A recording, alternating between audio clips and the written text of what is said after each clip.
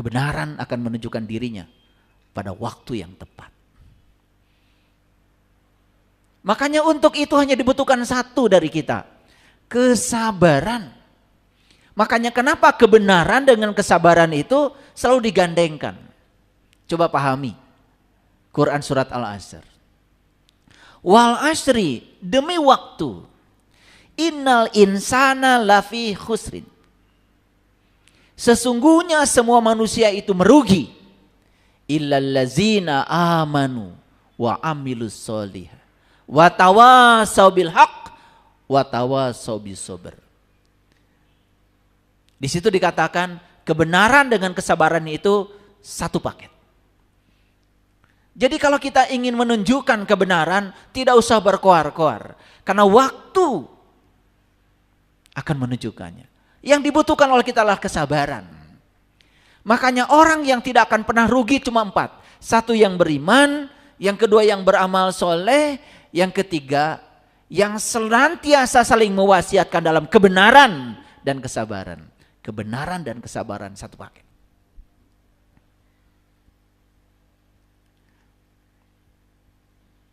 Ada seseorang datang kepada saya, minta nasihat dari saya. Kemudian saya bilang, mohon saya izin untuk bermeditasi sebentar. Kemudian saya bermeditasi sebentar aja. Ketika saya sedang bermeditasi, tiba-tiba intuisi saya jalan. Penglihatan batin saya jalan. Apa yang saya lihat, kan yang ngalamin cuma saya. Yang bertanya kepada saya kan dia tidak ngalamin. Apa yang saya saksikan di penglihatan batin saya harus disampaikan kepada orang ini? Saya menahan untuk tidak menyampaikannya. Tapi saya ngasih nasihat yang lain. Kamu sabar saja ya. Karena nanti kebenaran akan menunjukkan dirinya di ruang dan waktunya. Kan dia terus nanya sama saya, memangnya yang dilihat saya apa?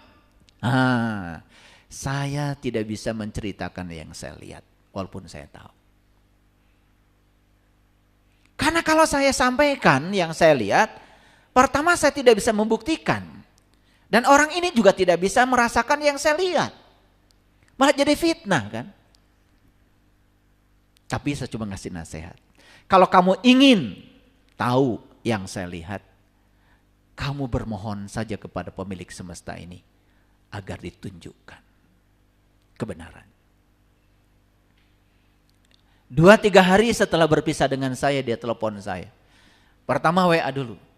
Ayah, saya bisa telepon. Ayah, saya bisa telepon. Saya sudah tahu.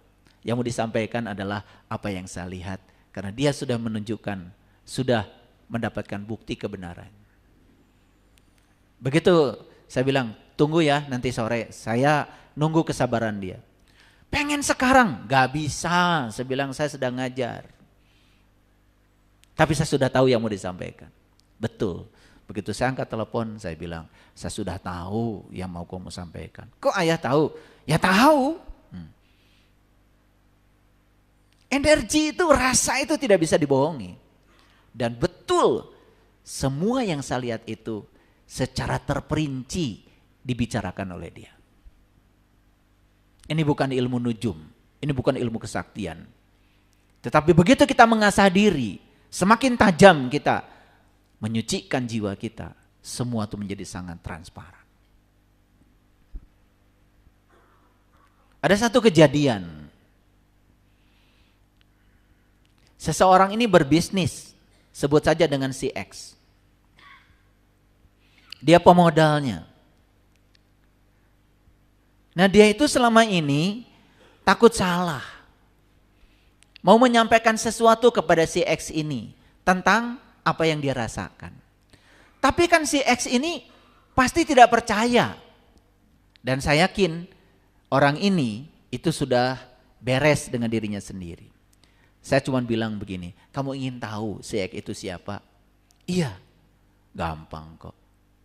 Kamu mohon saja kepada pemilik si X itu. Minta ditunjukkan siapa dia. Saya baru ngomong begitu. Kejadian ini terbukti. Kenapa? Habis telepon-teleponan dengan si X itu. Si X ini lupa mematikan teleponnya. Dan si X ini sedang membicarakan si orang yang memodali ini. Semuanya buruk. 2 jam dia dengarkan semua itu. Begitu ya ilmu? Iya. Kok bisa dia tidak mematikan teleponnya? Dan apa yang dibicarakan di telepon dengan yang dibicarakan dikira dia tanpa telepon itu berbeda.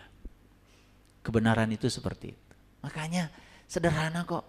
Kalau ingin tahu orang itu berbohong atau tidak, ya minta aja kepada pemiliknya. Akhirnya tahu kan semuanya. Wah, kalau saya ceritakan pengalaman-pengalaman nyata seperti ini terlalu banyak, nanti habis ya waktu kita.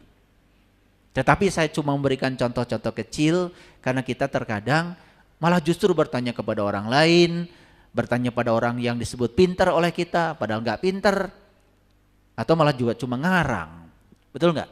Malah jadi fitnah. Jadi hanya 4 golongan manusia yang tidak akan rugi. Pertama yang beriman, yang kedua yang beramal soleh, yang ketiga yang senantiasa saling mengarahkan dalam kebenaran dan kesabaran. Saya lama berpikir, kenapa watawasobil haq digandengkan dengan watawasobis sober? Enggak mungkin, karena Quran itu sains. Quran itu sangat ilmiah. Allah menciptakan alam semesta ini juga sangat ilmiah. Memenuhi kaidah-kaidah hukum alam. Dan hukum alam tidak pernah salah. Makanya saya terus selami, oh ternyata. Kalau kita ingin tahu kebenaran, kuncinya cuma satu, sabar. Nah kita sering tidak sabar. Betul enggak? Akibatnya apa? Kita jadi keluar dari proses yang sebetulnya sedang menuju kepada arah yang benar. Saya pernah kehilangan banyak harta dalam perjalanan hidup saya. Dan saat itu saya tidak merasa yang hilang itu seakan-akan ya musibah. Saya tidak beri judul itu. Saya cuma bilang dalam batin saya, tidak ada yang kebetulan. Kalau Allah mengambil yang baik dari diri saya, pasti beliau akan ngasih yang lebih baik. Dengan prasangka seperti itu semuanya terjadi. Hanya butuh waktu untuk menunjukkan kalau ini kebenaran. Ternyata saya cuma diajarkan oleh Allah, cara cari nafkah kamu itu kurang tepat. Karena selama saya mencari nafkah, saya mencari uang. Saya tidak mencari yang punya uang. Begitu saya ubah, saya tidak mau mencari uang, mencari yang punya uang. Kalau saya mencari uang, saya dapat uang. Kalau mencari yang punya uang, saya akan dapat dia, saya pasti akan dikejar oleh uang. Makanya saya tidak mau mengejar uang, biar uang yang mengejar saya. Masa saya yang lebih mulia dari uang harus mengejar uang?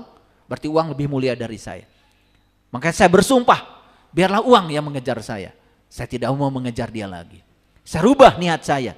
Bismillahirrahmanirrahim. Atas nama Allah yang Maha Pengasih dan Maha Penyayang, apapun yang saya kerjakan atas nama Allah. Karena saya sedang digunakan Allah, menjadi kepanjangan tangan Allah, menyampaikan cinta kasih Allah. Begitu saya ubah semuanya. Maaf, semua yang hilang itu dikembalikan dalam wujud yang jauh lebih bagus. Di kesadaran saya yang lebih tinggi. Jadi hanya menunggu waktu. Memang dibutuhkan kesabaran. Nih yang sedang bermasalah nih dalam urusan rumah tangga, sabar. Kebenaran akan menunjukkan dirinya, hanya perlu waktu. Tapi kalian tidak sabar. Lalu memilih untuk berpisah. Jalan-jalan baru yang diciptakan malah justru menambah masalah baru. Makanya kalau ada masalah, berorientasi pada solusinya. Jangan terus-menerus menambah masalah baru. Anak kita kecelakaan karena kurang hati-hati. Kendaraannya nabrak. Kemudian anak itu dimarah-marahi, disalahkan. Sudah nambah masalah yang kedua. Kemudian anak itu diusir dari rumah, nambah masalah yang ketiga. Anak jadi membenci kita, nambah masalahnya jadi 4. Terus masalahnya bertambah karena kita berbasis pada masalah. Coba belajar kalau ada masalah, berbasis pada solusi.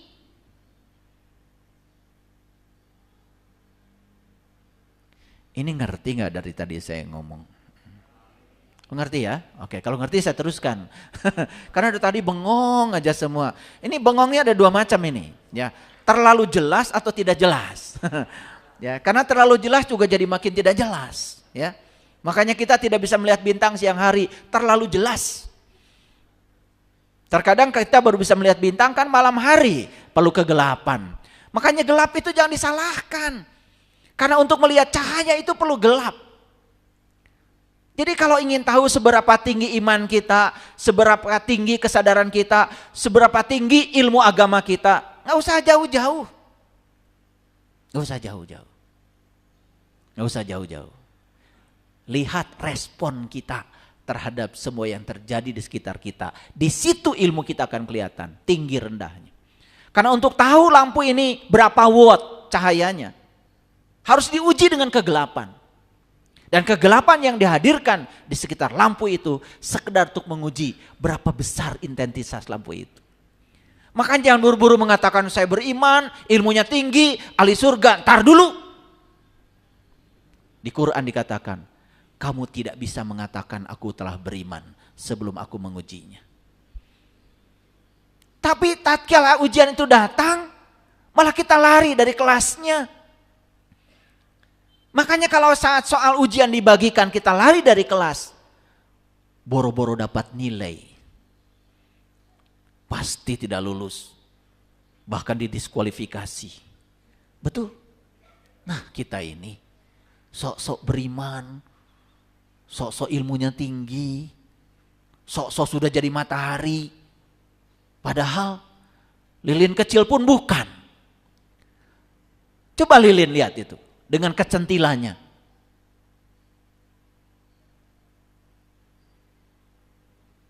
Disapa oleh udara kecil saja, mati.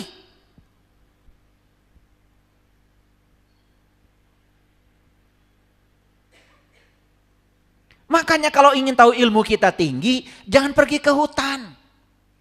Jangan pergi ke tempat menyendiri. Justru kita harus diuji oleh keramaian. Kita perlu banyak orang untuk melihat profil emosi kita, profil energi kita. Paham?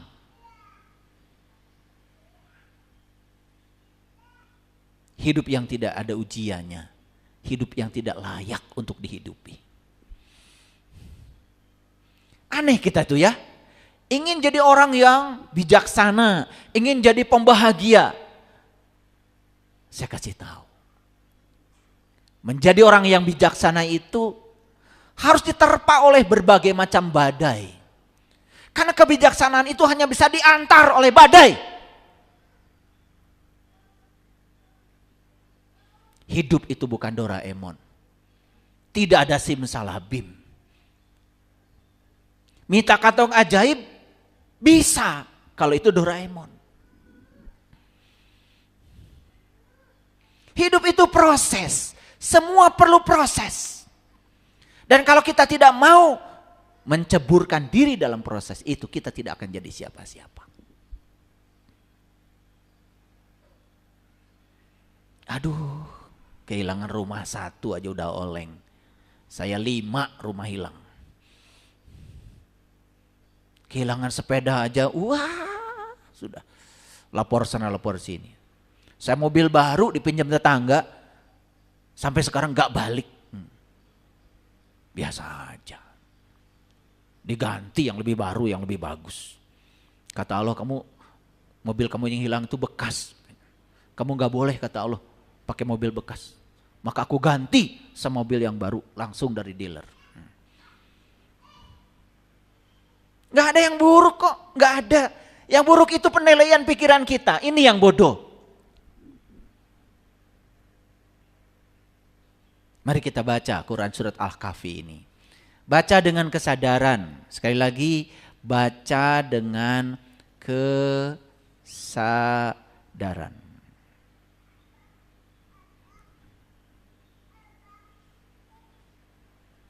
Kelihatan dari belakang. Saya bacakan ya ayatnya. Wala taqulanna li syai'in inni fa'ilun zalika goda. Dan jangan sekali-kali kamu mengatakan tentang sesuatu, sesungguhnya aku akan mengerjakan ini besok pagi. Sering gak mengatakan ini? Udah besok aja. Mau ngasih sama orang, besok. Kita lupa bahwa begitu ada jeda, yuwaswisu fi sudur. Keputusan kita bisa berubah. Saat kita melihat orang lain susah, sudah ada kesadaran ingin membantu. Begitu ada jeda sampai besok pagi, malam-malam yuwaswisu fi sudur. Ada yang berbisik pada kesadaran kita. Enak aja. Bisa jadi yang sudah diniatkan saat ini, besok tidak terjadi. Saya mau tanya jujur ya, sering mengalami itu? Hebat sekali Quran itu. Wala taqulanna li syai'in inni fa'ilun zalika goda. Jangan sekali-kali kamu mengatakan tentang sesuatu, sesungguhnya aku akan mengerjakannya besok pagi. Apa pesan dari ayat ini? Pesannya sederhana, jangan menunda. Waktumu adalah di sini, saat ini, sekarang. Kalau mau berbuat baik, berbuat baiklah sekarang. Gak usah menunggu. Makanya judul kita hari ini, masalah besar manusia adalah berpikir kalau dia masih punya banyak waktu. Mau bahagia saja menunggu besok. Mau bahagia menunggu seminggu yang akan datang. Mau bahagia itu harus rekreasi dulu. Begitu pergi rekreasi, ya Allah. Mau makan di restoran, ngitung dulu. Muter-muter aja. Ya, cari restoran yang murah. Jika perlu gratis. Wisatawan macam apa yang semacam ini? Udah keliling-keliling pergi ya, bukan nginep di hotel, tidur di mobil. Wisatawan macam apa yang kayak gini? Jangan sok-sok wisatawan. Setiap mau belanja ngitung. Bawa keluarga, anaknya pesen, "Bu, pengen hamburger." Mahal.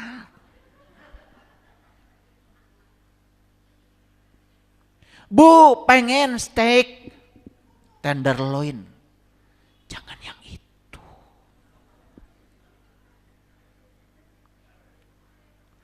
Harganya kalau dihitung sama dengan 10 kilogram beras.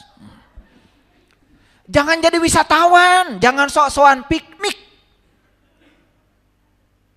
Tidak akan terjadi yang disebut dengan rekreasi.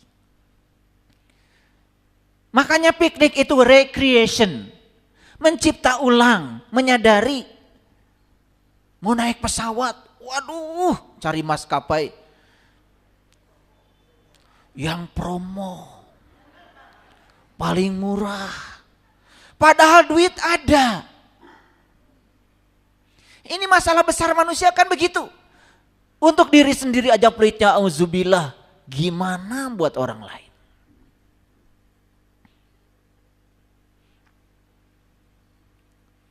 Saya pernah menjebak cerita. Tadi pagi saya kedatangan panitia masjid. Perlu biaya 2M. Ya udah, saya tanya udah ada yang nyumbang belum? Belum. Udah saya ngasih contoh, 50 juta. Ih, Ayah nggak sayang katanya. Saya bilang, memangnya saya ngasih masjid, kan saya ngasih diri saya sendiri. Karena tidak ada pemberian buat orang lain kalau bagi saya. Semua pemberian buat saya. Dan kalau saya ngasih besar, berarti saya ngasih buat saya besar. Wajar buat saya kok.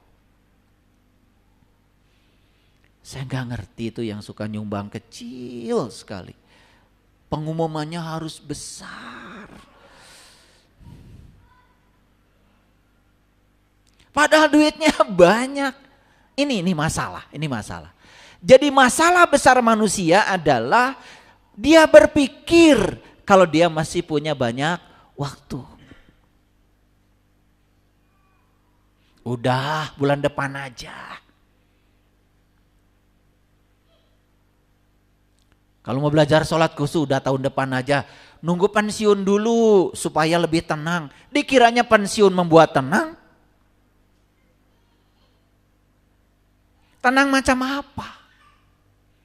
Karena sudah tidak bekerja lagi, malah justru ketika dia tidak punya pekerjaan, bisa jadi lebih stres bahkan. Betul nggak? Nah, kenapa Allah dengan cerdasnya mengatakan, jangan sekali-kali kamu mengatakan, sesungguhnya aku akan mengerjakan ini besok pagi. Jangan sederhana, besok pagi kamu belum tentu masih hidup. Nih yang pada punya uang di dompetnya, yang tabungannya banyak, gak usah nunggu besok kalau mau nyumbang.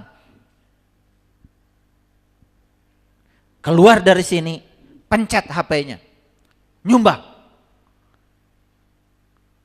Kalian itu menunda dan terus menunda. Itu adalah kesombongan.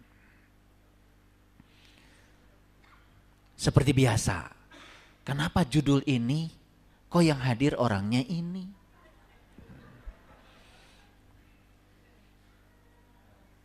Ngerti ya? Memang harus diomelin kata Allah ini orang-orang ini.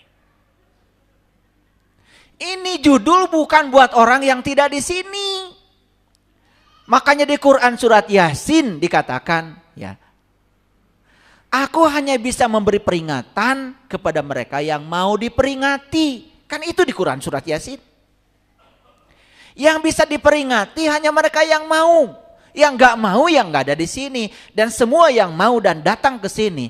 Kenapa judul ini kok pas saya hadir? Udah gak usah dipikirin. Memang judul ini buat kamu. Paham ya? Iya. Karena kamu modelnya memang seperti ini. Saya tuh kadang-kadang gak tahu ya. Mau ngomong apa hari ini kalau gak ditanya sama tim. Ayah besok judulnya apa? Males ngasih judul itu sebetulnya. Cuman ini untuk keperluan judul, keperluan YouTube. Karena harus pakai judul. Pakai judul aja banyak orang gak ngerti, apalagi gak pakai judul. Betul gak? Ya, udah. Bisa dilanjutkan? Oke. Apa sih waktu itu? Apa bedanya waktu dengan ruang? Nih saya kasih tahu. Kalau ruang itu bersifat diam. Sedangkan waktu itu dinamis. Makanya semua saintis sepakat mengatakan kalau waktu adalah ruang yang bergerak. Jadi waktu itu sebetulnya ruang juga. Cuman waktu itu adalah ruang yang bergerak. Makanya waktu tidak pernah diam, terus bergerak. Orang-orang yang berpikir masih punya waktu, biasanya satu, menunda berbuat kebaikan. Padahal sesuatu yang ditunda itu sebetulnya bisa dikerjakan saat ini.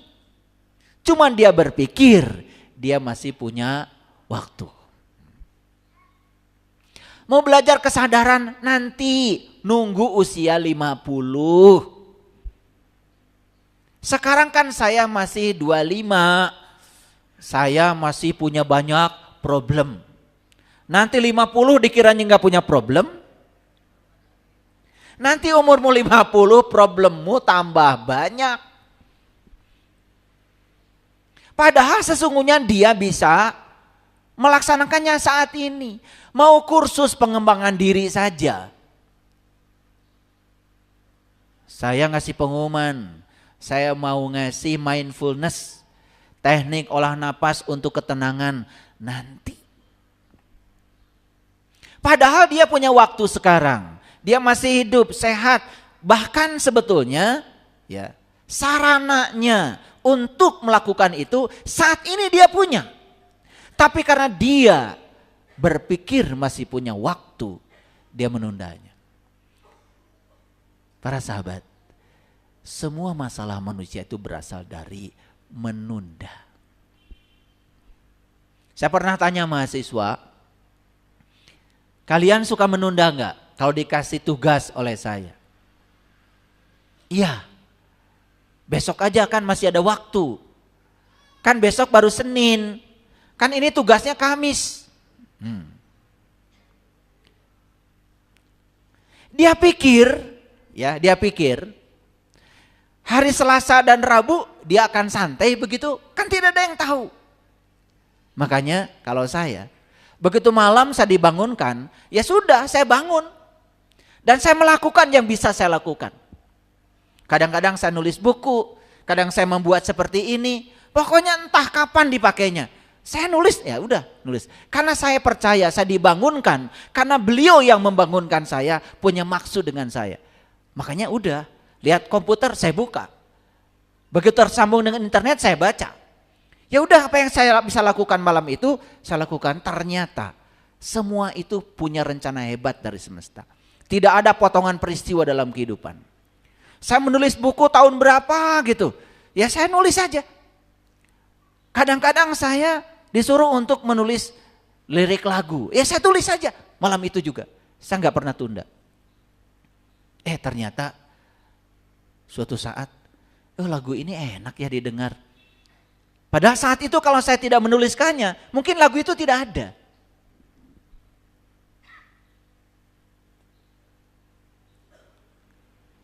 Jadi pesannya sudah tertangkap.